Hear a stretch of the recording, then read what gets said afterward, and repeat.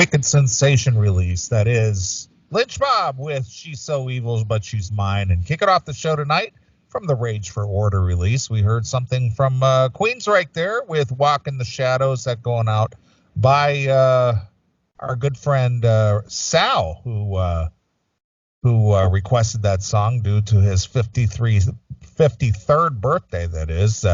He's walking in the shadows of death, and a guy who's faced death head on. My good friend and partner, Chris Hagen. What's going on there, Chris? What is how we doing?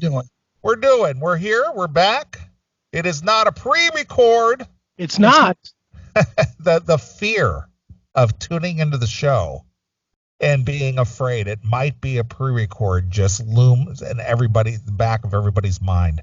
I wish it was a pre-record. I'd rather be asleep right now than doing this. Are you not up to the task tonight? Oh, I'll make it, obviously. I made it last week, and I was dying. I'll make it tonight. I'm fine. So you're better this week? Yeah, I'm fine. I slept all day Sunday. I slept all day Monday, and I got rid of it. Well, that's good. That was my medical regimen, sleep. Well, there is something to be said for getting the proper amount of rest.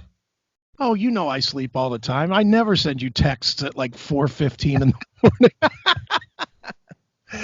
Well, you of all people should know that the lack of sleep will put you in the hospital. Yeah. Oh, I've been there. I've done it. That's why I said you of all people would know that. Yeah. No, I didn't. I don't think I got sick from lack of sleep. I really think I was starting to get the flu or pneumonia or something, but I just put, 20, 25 hours of sleep, and I was able to sleep all of it too. It wasn't like I was laying in bed not sleeping. I literally slept for about 2 straight days. So there was definitely something going on, but now I feel good. Now I'm good. All right. Well, that's a positive note. Yes, sir. At least you're not hacking and coughing and going in between every other word. Yeah. Isn't that fun? Wasn't that fun last week? It was like, what do you think of that? I was trying not to. I just couldn't help it. Just all the dust coming out of the lungs. Just the dust I'm turning into. That's really what it was. I'm slowly dying and turning into dust, and it's just accumulating in my lungs and coming up a little bit at a time.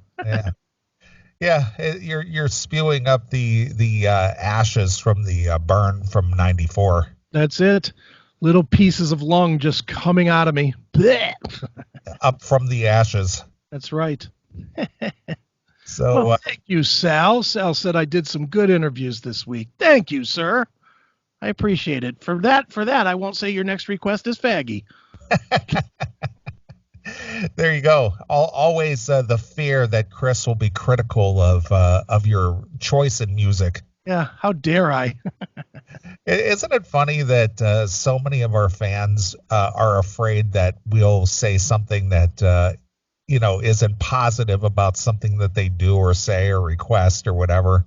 Dude, you made me look bad. You made me look bad, dude. Does it meet your approval, Chris? I know. It's and did you see the whole fighting with me on Fuckbook about the stupid Janick Gers throwing his guitar? Well, I didn't see it. I mean, I saw the first like 2 comments. Like, I think the only comments I saw was like, "Oh, what an idiot," or "What a faggot," or something. And I didn't have time to sit there and scroll through all that nonsense. Well, the White Knights came out and had to defend him and tell me that I'm a hypocrite and So why are you a hypocrite? What makes you a hypocrite? Because I dared to say that he looked like a fool. So he did. Dude, it was you know what it was? It was just a reminder that I'm supposed to have quit fucking Facebook. It really was just a reminder that Facebook should really be called Faggot Book. All right. It's just a bitchy place to be. And I don't know what got into me yesterday, but I went right down the rabbit hole arguing back and forth again. I was like, you know what? I got to stop this. I'm going back to mines. Well, again, why even bother arguing something so silly, especially when no matter what you say, it's not going to change anybody's viewpoint? Because sometimes I'm stupid. Oh, okay. Well, I'll admit it. I'm stupid. Well, I even got I had gotten a text from Taylor Yeah. about that. She sent over the text to me. Mm-hmm. And she says, "Look at this shit. He shouldn't be throwing that around anyway, faggot." Well, it's a horrible vision, but I mean, whatever. It probably was just a cardboard cutout anyway. Probably wasn't a real guitar. It's probably just like a piece of wood or something shaped like a guitar. Right. They don't let him actually play. Exactly. But, again, who cares? I know. That's why I posted that horrific David Lee Roth video today. And I just wrote on there, just to avoid a problem, this is the best DLR's ever sounded. He's great. Yeah, I did see that too, and it was just like, wow. Ooh, boy. Not gonna. Who's talking about running down there to see that too? Oh, you're not gonna believe this, and I even called him on it. Our friend Omam. Really? Wait, he was being serious about it? Being dead serious. That he wants to plan a trip with him and his friend Kyle and Hannon and whatnot, and go to Vegas to see the DLR Vegas act. I was like, dude, you've got to be kidding me. Because they think it would be good, or because they just want to see a train wreck in person? No, other way, because Dave can do no wrong. Really? I see. I find that hard to believe, especially as cynical and critical as Omam can be. That's why I was blown away. I was like, dude, you can't be serious about this. He's like, oh yeah, David, you can't say nothing bad about him. Really? Best front man ever. I'm like, yeah, 40 years ago.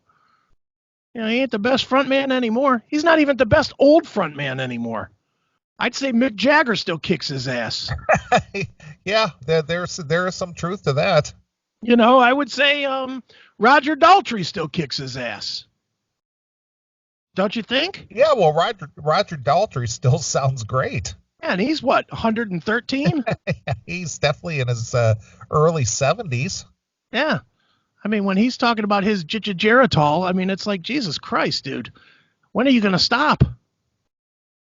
Well, as long as there's money to be made, I guess, and people still show up in arena-sized levels, why stop? Yeah, well, and that's true. I mean, they just sold out 18,000 seats here, so for the I guess, because it wasn't like the whole Who.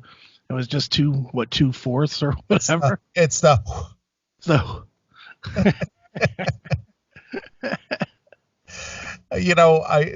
when I sit back and think about the history of remembering, even as a young person, because concerts used to be a big deal. I mean, if Sure. somebody was coming to town, especially watching local television in Cleveland, especially with two big venues, the Coliseum and Blossom Music Center. Sure. If somebody like the Rolling Stones were coming, or the Who was coming, or somebody like that, there would literally be television commercials. Oh, of course, yeah. For it. They're, coming to the Coliseum, September the 5th, the return of the Who, or something like that, or the Rolling Stones are rolling into Cleveland, something. Mm-hmm. So, the big voice guy and, clips of the concert, and it used to be a big deal, and that was the conversation among all of our friends. It's just like, are you going to go see Led Zeppelin?